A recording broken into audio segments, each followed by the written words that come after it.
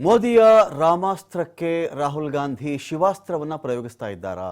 ಇದು ವೈಷ್ಣವ ಮತ್ತು ಶೈವ ಈ ರೀತಿ ಶುರುವಾಗ್ತಾ ಇದೆಯಾ ಈ ಒಂದು ಪೈಪೋಟಿ ಅಂತ.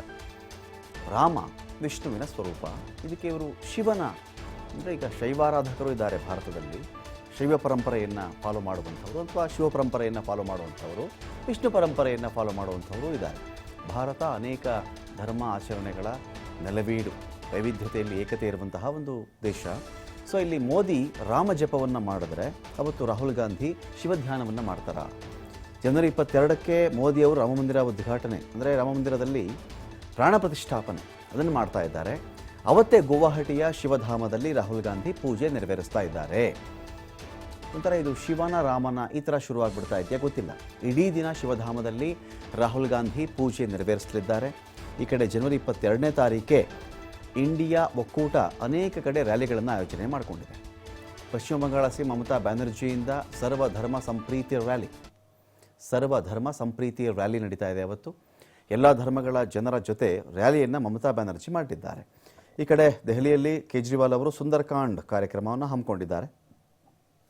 ಬಿಜೆಪಿ ರಾಮರಾಜಕೀಯಕ್ಕೆ ವಿರೋಧಿಸಿ ಮೈತ್ರಿ ಒಕ್ಕೂಟ ತಿರುಗೇಟನ್ನು ಕೊಡ್ತಾ ಇದೆ.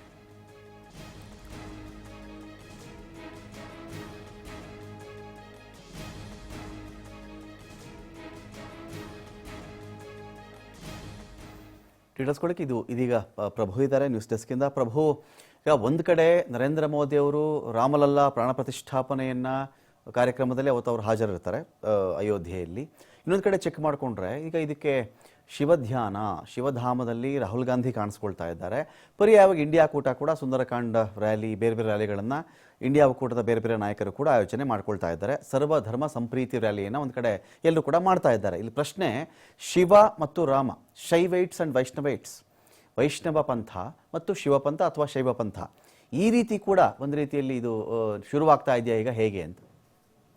ಖಂಡಿತ ರಮಾಕಾಂತ್, ನೀವು ಹೇಳಿದಾಗೆ ಆ ರೀತಿ ಕೂಡ ಈಗ ಚರ್ಚೆಗಳಾಗ್ತಾ ಇದೆ. ಯಾಕಂತ ಹೇಳಿದ್ರೆ ಜನವರಿ 22ಕ್ಕೆ ರಾಮ ಮಂದಿರ ಪ್ರಾಣ ಪ್ರತಿಷ್ಠಾಪನೆ ಏನಾಗುತ್ತೆ, ಅದಕ್ಕೆ ಬಿಜೆಪಿ ನಾಯಕರು ಅದನ್ನು ರಾಜಕೀಯವಾಗಿ ಬಳಸಿಕೊಳ್ತಿದ್ದಾರೆ ಅನ್ನುವಂಥದ್ದು ಆರಂಭದಿಂದಲೂ ಚರ್ಚೆ ಆಗ್ತಿರುವಂತಹ ವಿಚಾರ. ಆದರೆ ಕಾಂಗ್ರೆಸ್ ನಾಯಕರು ಯಾಕೆ ಸೈಲೆಂಟ್ ಆಗಿದ್ದಾರೆ, ಅದಕ್ಕೆ ಮತ್ತೆ ಪ್ರತ್ಯಸ್ತ್ರವನ್ನು ಹೂಡಬಹುದಾ, ಅಥವಾ ಈಗ ನಾಸ್ತಿಕ ಆಸ್ತಿಕ ಅನ್ನುವಂಥ ಸಂದರ್ಭದಲ್ಲಿ ಯಾಕೆ ಕಾಂಗ್ರೆಸ್ ಅದರಿಂದ ದೂರ ಉಳಿದುಕೊಳ್ತಿದೆ? ಈಗಾಗಲೇ ಮಲ್ಲಿಕಾರ್ಜುನ ಖರ್ಗೆ, ಸೋನಿಯಾ ಗಾಂಧಿ ಅವರು ಆಹ್ವಾನವನ್ನು ತಿರಸ್ಕಾರ ಮಾಡಿದ್ದಾರೆ. ಹಾಗಾಗಿ ಈಗ ಹಿಂದೂಗಳ ಒಂದು ಆಕ್ರೋಶ ಅಥವಾ ಹಿಂದೂಗಳ ಭಾವನೆಗೆ ಧಕ್ಕೆ ತರುವಂತಹ ಒಂದು ಬೆಳವಣಿಗೆ ಏನಾದರೂ ಕಾಂಗ್ರೆಸ್ನವರು ಮಾಡ್ತಿದ್ದಾರಾ ಅನ್ನುವಂಥದ್ದು ಲೋಕಸಭೆ ಚುನಾವಣೆ ಮೇಲೆ ಸಹಜವಾಗಿ ಇದು ಆಗುತ್ತೆ ಅನ್ನುವಂಥದ್ದನ್ನ ಅರಿತು ಕಾಂಗ್ರೆಸ್ ನಾಯಕರು ಈ ಒಂದು ನಿರ್ಧಾರಕ್ಕೆ ಬಂದಿದ್ದಾರೆ. ಅವತ್ತು ಜನವರಿ 22ಕ್ಕೆ ಅಯೋಧ್ಯೆಯಲ್ಲಿ ರಾಮ ಮಂದಿರ ಪ್ರಾಣ ಪ್ರತಿಷ್ಠಾಪನೆ ಕಾರ್ಯಕ್ರಮ ನಡೆದರೆ ದೇಶದ ಬೇರೆ ಬೇರೆ ಕಡೆಗಳಲ್ಲಿ ಈಗ ಭಾರತ್ ಜೋಡೋ ನ್ಯಾಯಯಾತ್ರೆಯನ್ನು ಶುರು ಮಾಡಿದ್ದಾರೆ. 3ನೇ ದಿನಕ್ಕೆ ಕಾಲಿಟ್ಟಿದೆ. ಇವತ್ತು ಕೂಡ ರಾಹುಲ್ ಗಾಂಧಿ ಅವರು ಟೆಂಪಲ್ ರನ್ ಶುರು ಮಾಡಿದ್ರು.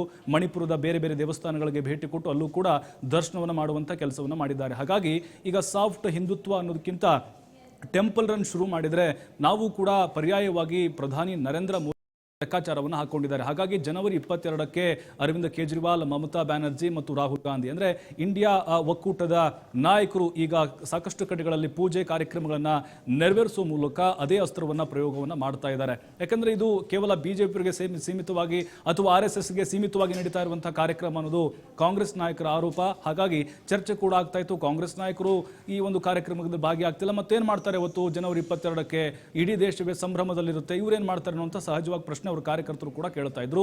ಹಾಗಾಗಿ ಈಗ ಜನವರಿ 22ಕ್ಕೆ ಗುವಾಹಟಿಯ ಶಿವಧಾಮದಲ್ಲಿ ರಾಹುಲ್ ಗಾಂಧಿ ಅವರು ಇಡೀ ದಿನ ಅವತ್ತು ಶಿವನ ಭಜನೆ, ಶಿವನ ಜಪತಪ ಕಾರ್ಯಕ್ರಮಗಳಲ್ಲಿ ಭಾಗಿಯಾಗ್ತಾರೆ. ಹೇಳಿ ಕೇಳಿ ರಾಹುಲ್ ಗಾಂಧಿ ಅವರು ಶಿವನ ಭಕ್ತರಾಗಿರುವುದರಿಂದಾಗಿ ಅವತ್ತು ಕಾರ್ಯಕ್ರಮ ಇರುತ್ತೆ. ಮತ್ತೆ ಪ್ರಮುಖವಾಗಿ ಸುಂದರಕಾಂಡ್ ಅನ್ನುವಂಥ ಒಂದು ಕಾರ್ಯಕ್ರಮ ದೆಹಲಿಯ ಸುಮಾರು 2000 ವಾರ್ಡ್ಗಳಲ್ಲೂ ಕೂಡ ಅರವಿಂದ್ ಕೇಜ್ರಿವಾಲ್ ಕಾರ್ಯಕ್ರಮ ಆಯೋಜನೆ ಮಾಡಿದರೆ. ಹನುಮಾನ್ ಚಾಲಿಸ್ ಆಗಿರ್ಬೋದು, ಜೊತೆಗೆ ಹನುಮನ ವಾಚನಗಳಾಗಿರ್ಬೋದು, ಸಾಕಷ್ಟು ರೀತಿಯ ಕಾರ್ಯಕ್ರಮಗಳು ಅವತ್ತು ಕೂಡ ನಡೆಯುತ್ತೆ. ಮತ್ತು ಸರ್ವಧರ್ಮ ಸಂಪ್ರೀತಿ ಯಾತ್ರೆ ಅನ್ನುವಂಥದ್ದನ್ನ ಮಮತಾ ಬ್ಯಾನರ್ಜಿ ಪಶ್ಚಿಮ ಬಂಗಾಳದಲ್ಲೂ ಕೂಡ ಕೈಗೊಳ್ತಾ ಇದ್ದಾರೆ. ಎಲ್ಲ ಧರ್ಮರನ್ನು ಒಳಗೊಂಡಂತಹ ಒಂದು ರ್ಯಾಲಿ ಆಗಿರುತ್ತೆ. ಹಾಗಾಗಿ ಈಗ ಬಿಜೆಪಿ ಯಾವ ಅಸ್ತ್ರವನ್ನು ಹೂಡಿಕೆ ಮಾಡಿದ್ವೋ ಲೋಕಸಭಾ ಚುನಾವಣೆಗೆ ಅದೇ ಅಸ್ತ್ರವನ್ನು ಪ್ರಯೋಗ ಮಾಡಿದ್ರೆ ನಾವು ಟಕ್ಕರ್ನ ಕೊಡಬಹುದು. ಅದರ ಜೊತೆಗೆ ಈ ರೀತಿ ಹಿಂದೂ ವಿರೋಧಿ ಅನ್ನುವಂಥ ಭಾವನೆ ಇದೆಯಲ್ವಾ, ಅದನ್ನ ತೊಡೆದು ಹಾಕಬಹುದು ಅನ್ನುವಂಥ ಒಂದು ಆಲೋಚನೆಯಲ್ಲಿ ಕಾಂಗ್ರೆಸ್ ನಾಯಕರು ಅಥವಾ ಇಂಡಿಯಾ ಮೈತ್ರಿಕೂಟ ಈ ರಣತಂತ್ರವನ್ನು ಹೆಣೆದಿದೆ. Ramakant, thank you Prabhu.